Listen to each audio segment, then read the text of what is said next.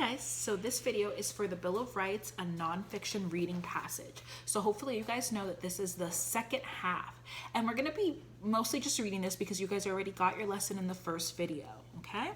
And in this one, I'm going to read it, we're going to talk about the questions, and I might stop and explain a few things, but most of your information was already given in the prior video, okay? Now, with this one, there is only, 4 questions, which means in order to get the best grade possible, you want to be very descriptive in your 4 questions. Go back into the text, highlight what you need to highlight, okay? So it says, the Continental Congress received the proposed Constitution on September 20th, 1787. It was sent to the 13 states to be ratified, meaning to be fixed and looked over. When the states ratified it, they signed to say they agreed with what it said. However, many delegates, which are people who represent, did not approve of the initial Constitution. They were worried that it granted the federal and state governments too much power.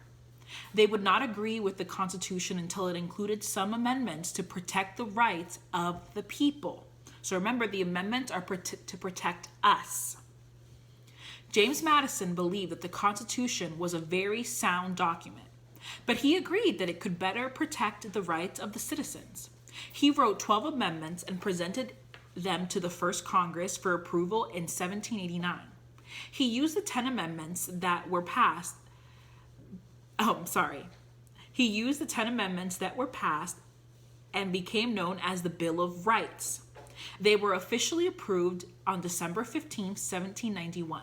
When Virginia agreed to the amendments. The first 8 amendments protect the fundamental rights of every citizen in America. But we know that not every citizen was granted that right. But now, yes, every citizen is guaranteed those first 8 amendments because they're to protect us. The First Amendment protects our freedom of speech, religion, press, expression, and assembly. The Second Amendment protects our rights to bear arms, which is guns, not these arms. The Third Amendment requires that the military gets permission from homeowners to let soldiers live in their homes, even during a war. This is not an issue for our country currently, but it was a major concern following the American Revolution. And the reason is that soldiers at that time had the permission to go to someone's home and say, you have to let me in and use your resources and enter your home. Whether you agree with the war or not, you have to abide by this. And now our country says that you do not have to do that. That is infringing, meaning that is stepping on my rights of my safety in my home. Okay? The Fourth Amendment protects us from being unreasonably searched by law enforcement. Meaning that without a reason, you cannot search my body or my vehicle or my home. You have to have a doubt. You have to have a reason as to why you are doing that. You cannot stop a random person in the street and say, you stop. You just look suspicious. The Fifth Amendment protects people from having to say things that are self-incriminating. The Sixth Amendment protects people that have been accused of a crime, such as giving them the right to a trial by a jury of their peers.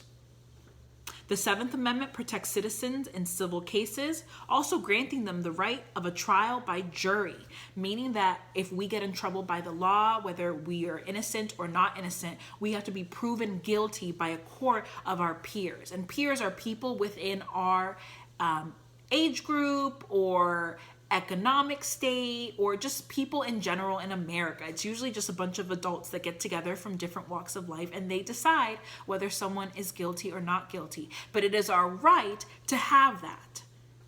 And once we are judged, we do follow that judgment. The Eighth Amendment protects citizens from unreasonable punishment, fines, or bail requirements, meaning that we have to keep our punishments fair. Okay? The last 2 amendments of the Bill of Rights help to define what the relationship between the citizens and the government should look like. The Ninth Amendment forbids the government from limiting any freedoms or rights that are not explicitly listed in the Constitution, meaning they are already established rules and laws and we cannot go back on them. So we can't go back and say, you know what, Second Amendment, nope, we're not going to respect it. We can't. These are already set in stone. lost my place. I gotta find it. The Ninth Amendment forbids the government from limiting any freedoms or rights that are explicitly listed in the Constitution. The 10th Amendment restricts the power of the federal government to only the powers that are listed in the Constitution, meaning the only things they have power over are the 9 previous amendments.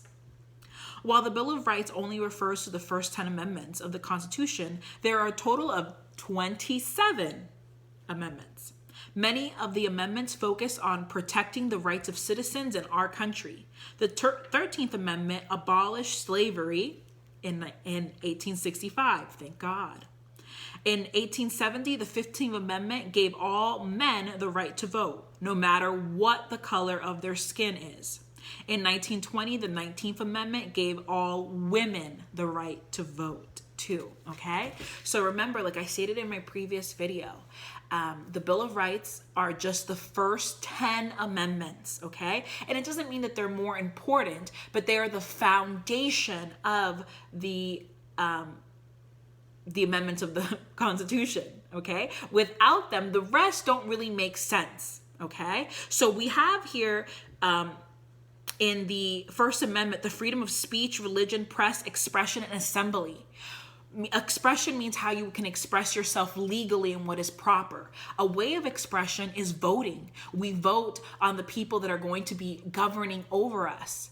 But if you see later on, we had to have an amendment that gave men of any color the right to vote. And the reason they have the right to vote is because they have the right of expression, okay? And I can express myself by who I vote for. Okay, so it's not that the first 10 are more important, but they are the foundation. Without the first 10, the rest, we wouldn't need them. We wouldn't have a reason for them. They gave us more right on top of the ones that we already had. And our government cannot go back on these amendments. They're set in stone, okay? So the next page is our 4 questions. And remember, you can go back and forth, highlight what you need to. And it says, number 1, why did some of the delegates not approve of the initial draft of the Constitution? Underline the text evidence to support your answer in red. So take a red highlighter, a red marker, go back, and it's like in the first 2 paragraphs, I'll let you know. Why did they not approve of it? So when they first drafted it up, they got it and they were like, nah, don't like it. Why?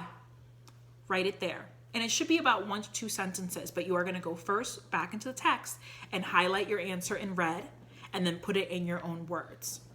Number 2, and remember, if I'm going too fast, pause it. Number 2, how and why did James Madison take action after the initial Constitution was ratified? Underline the text evidence to support your answer in yellow. So number 2 is in yellow.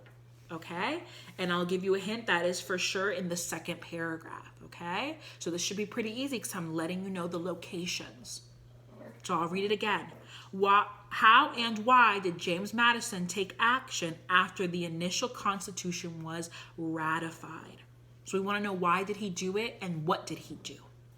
Number 3, how are the first 8 amendments different from the last 2 amendments of the Bill of Rights? Underline the text evidence to support your answer in blue. And I will let you know that that is in the 3rd and a little bit in the 4th paragraph. How are they different? What are they protecting in the first 8 that they're not really talking about in 9 and 10? And number 4, why was it important to add the Bill of Rights to the Constitution?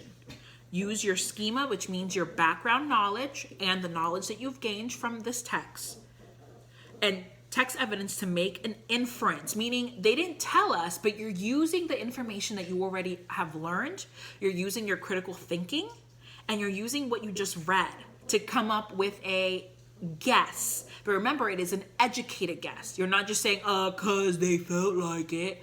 No, you're saying, okay, based on what I read, this is why I think this.